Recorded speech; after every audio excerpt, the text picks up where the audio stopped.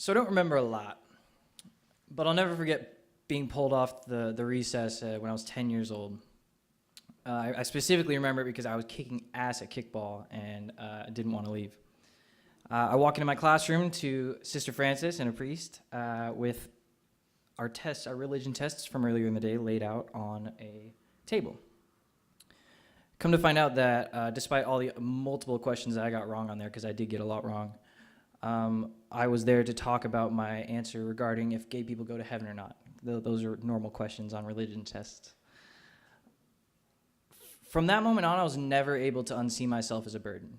I was never able to unsee myself as weird, as not normal. Fast forward, I'll never forget when I was 16. I'll never forget that deafening silence, the darkness of my friend's house while he slept and his parents slept. I'll never forget the taste of metal on my lips as I licked my lips and put the gun down.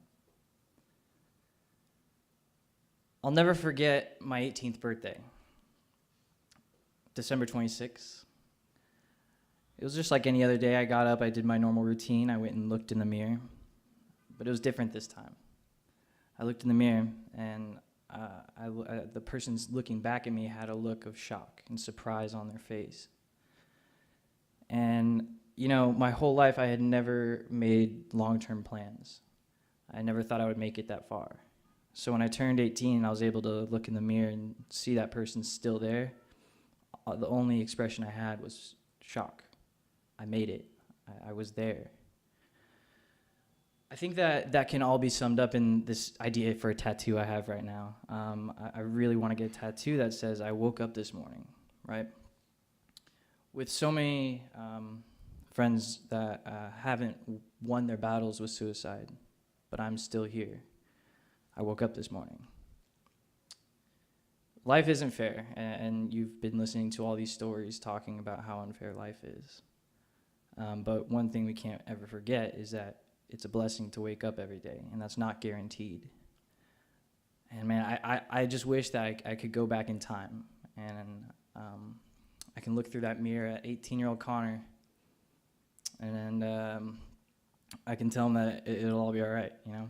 I wish I could go talk to 16-year-old Connor and tell him, put the gun down, get a haircut, love yourself, and let others love you.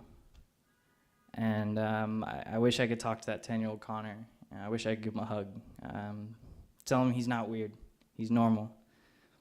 And it's not going to be easy, but it'll all be worth it, and you'll be fine. And believe it or not, one day you'll be standing in a room in New York telling a room full of people how lucky they are they woke up this morning. Thanks.